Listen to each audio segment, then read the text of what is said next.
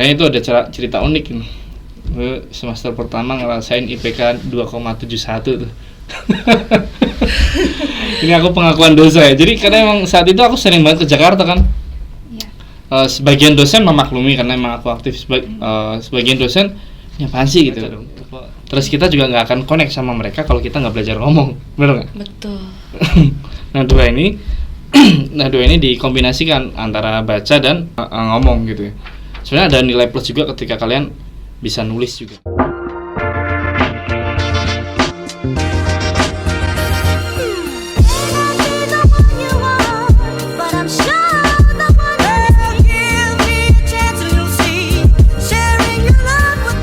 Halo guys, selamat datang di podcast Rubik, Ruang Bincang Karir. Bersama aku Dian dan aku Zahra, kita akan menemani kalian selama 30 menit ke depan. Boleh nih Kak, kenalin dirinya ke teman-teman Rubik. Oke, hai, selamat pagi kalian. Selamat pagi. Sehat ya? Sehat, Alhamdulillah. Senang banget bisa jumpa lagi nih bareng Hima MBTI. Hai, nama saya Muhammad Nur Afif, biasa dipanggil Afif. Lulus dari MBTI tahun berapa ya? Mendadak amnesia ya, 2015 masuk, 2019 lulus gitu. Pas 4 tahun salam kenal, yuk kita ngobrol. Salam kenal Kak Afif. Halo Kak Afif. Hai, siap. Tadi lulus tahun berapa? 19. 2019. Masuk 2015 ya? Iya, 4 tahun banget ya. Waduh, jaraknya jauh ya. Kita lumayan ya. Tapi nggak jauh-jauh banget dong. Iya, masih seumuran kita, masih seumuran. Kita 2015 masih ngapain ya? Masih SMP. Oh, gitu. Si bocil ya. Masih ngitung rumus Pitagoras ya. Iya, benar. Mungkin sebelum kita bahas ke bahasan kita kali ini, mungkin aku mau nanya dikit-dikit lah tentang kehidupan kampus kakak. Pengen tahu banget nih alasan milih Telkom dan kenapa harus di jurusan MBTI juga. Wah, berat nih. Agak sedikit nostalgia juga sebenarnya. Karena terus terang aku di sini tuh perantau ya. Nggak ada keluarga sama sekali. Mungkin ada nggak kalian yang perantau? Aku dari Jawa Timur gitu ya. Terus pindah ke Jogja.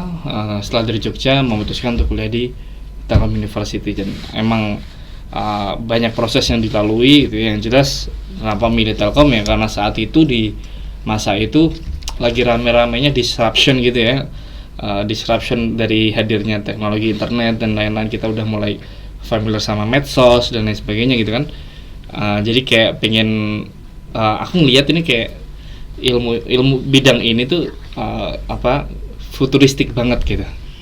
Jadi saat itu ya cari sengaja nggak milih harus negeri atau enggak ya, tapi kayak nyari bidang apa yang relevan gitu, yang kiranya aku juga bisa gitu. Terus dan saat itu 2015 kayaknya aku seneng ekonomi, awalnya itu seneng ekonomi, seneng dunia bisnis. Terus ada jurusan MBTI ini panjang banget nih, manajemen bisnis telekomunikasi informatika. Ya udah tuh dari situ, dan saat itu emang belum ada ya. Pas aku masuk baru ada di beberapa kampus ada jurusan yang kaitannya sama manajemen digital bisnis gitu ya. Aku akhirnya mantap udah, bahkan aku masuk dari JPA 1 kalau kalian ingat. Oh iya, sama kayak aku Kak. Aku juga. Iya, jadi udah nggak usah berpikir udah nggak, bahkan SNMPTN, SBMPTN aku nggak pernah ngerasain seumur hidup gimana rasanya teman-teman. Ya itu karena emang ya udah mantap dari awal sih, dan finally 2015 ke Bandung MBTI. Selanjutnya aku mau nanya nih Kak, kakak di MBTI itu ada ikut kegiatan nggak, misalnya kayak UKM atau organisasi kemahasiswaan nih kayak kita? Waduh, ini mas sebenarnya agak apa ya, mohon maaf, aku juga pengen minta maaf ya, aku dulu agak berbeda jalannya. Kalau sedikit cerita, emang anak kuliahan atau mahasiswa di Telkom ini diverse banget, apalagi MBTI ya. Diverse artinya apa? Macem-macem orangnya. Ada yang seneng ikut lomba, ada yang seneng ikut kepanitiaan, ada yang seneng organisasi lintas fakultas gitu ya, atau lintas jurusan gitu ya. Ada yang dia seneng organisasi yang berbasis hobi, yang naik gunung atau silat dan lain sebagainya ya. Ada juga yang vakum di dalam tapi aktif di luar. Tapi ada juga yang vakum di mana-mana. Itu yang paling ngeri. Nah, kebetulan aku yang di nggak terlalu aktif di MBTI tapi aktifnya di luar sih. Itu bahkan dari 2015. Aku kebetulan jadi salah satu pengurus aktif di namanya ISYF, Indonesia Student and Youth Forum. Wah. Pusatnya di Jakarta tuh. Jadi organisasi nasional gitu ya? Iya, nah itu emang aku rintis dari di Jogja. Di Jogja aku dulu salah satu co-founder di chapter Jogjanya. Terus di Bandung ditarik tuh di pusat. Makanya itu ada cerita unik ini. Semester pertama ngerasain IPK 2,71 tuh. Ini aku pengakuan dosa ya. Jadi karena emang saat itu aku sering banget ke Jakarta kan. Sebagian dosen memaklumi karena emang aku aktif. Sebagian dosen ya apaan sih gitu, sok sibuk banget gitu ya. Padahal saat itu izin juga ke BK. Zamanku dulu kayak ada ngajuin izin terus surat turun baru bisa izin kelas. Nggak tahu sih kalau sekarang gimana ya.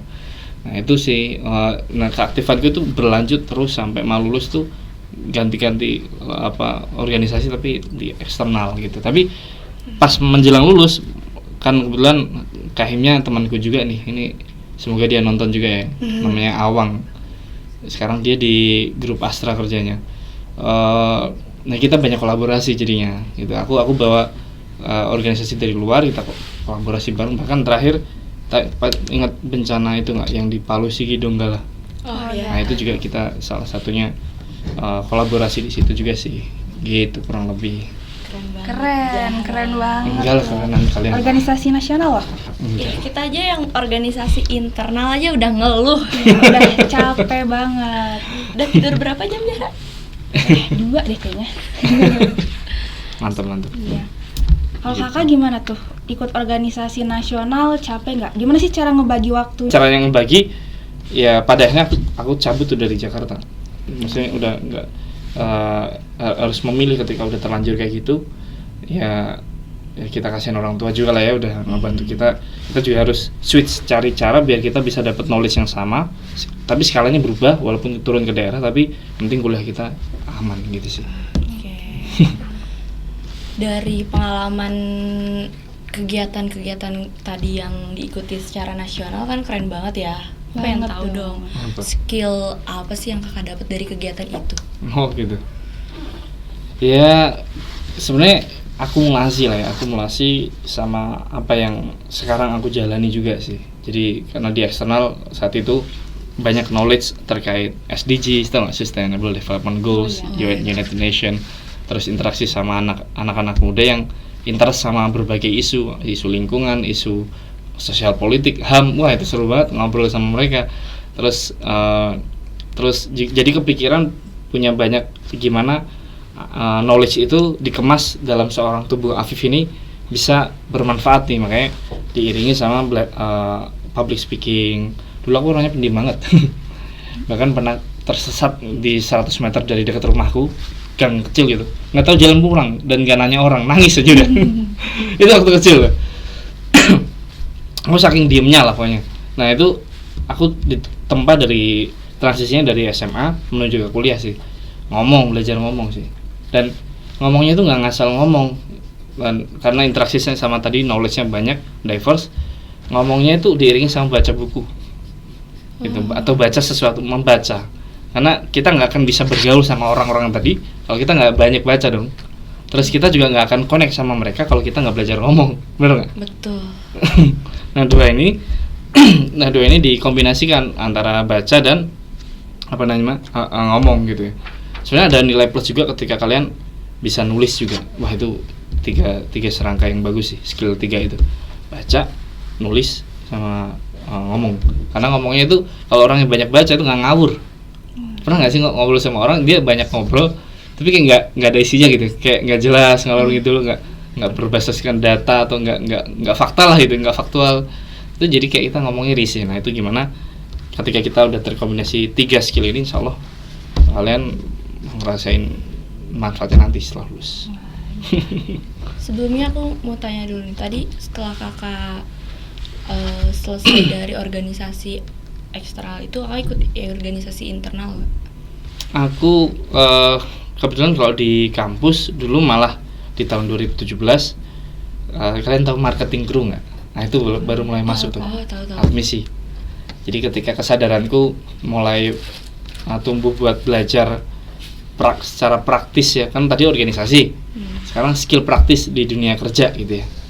Nah masuklah marketing crew, ternyata banyak banget ilmu baru yang didapat, tidak hanya 3 tadi. Jadi kalau ditanya di kampus kayaknya satu-satunya itu deh ya, di marketing crew, dimana aku di 2 tahun itu membantu urusan admisi nasional sama international office juga aku sempat bantu juga gitu sih. Oke, keren banget Kak.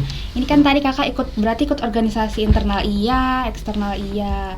Nah, dari organisasi itu apakah Kakak tuh udah nemuin potensi dirinya untuk nanti berkarir nih setelah Dulu kan isu ini udah rame, dimana orang ngerasa salah jurusan, kerjanya nggak nyambung. Misal dia pertanian tapi lulus jadi teller bank gitu ya.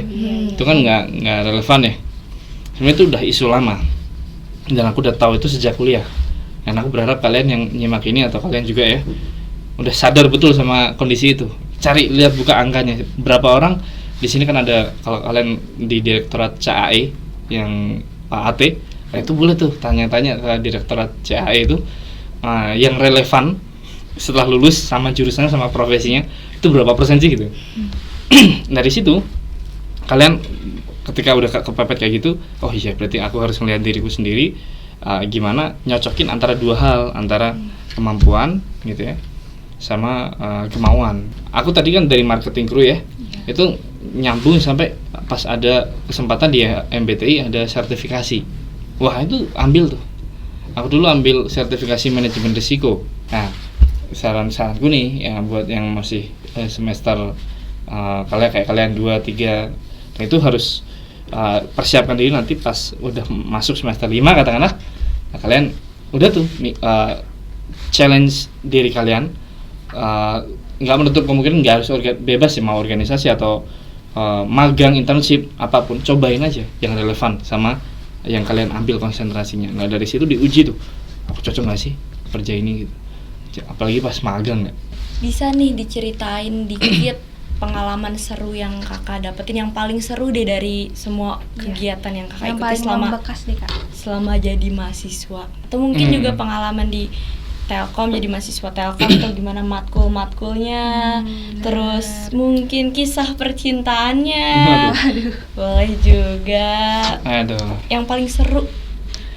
Ini menarik ya. Ngomongin cerita yang paling berkesan ya ketika aku berhasil bikin, ini kepuasan masing-masing ya, semua kan punya selera. Kalau aku dulu kan seneng bikin social project gitu ya. Nah aku dulu menginisiasi 2018 namanya Salam Matahura. Salam Matahura. Nah, Salam Matahura itu program ekspedisi socio traveling project. Jadi aktivitas aksi sosial, social project sambil ada unsur travelingnya di Wakatobi, Sulawesi Tenggara gitu.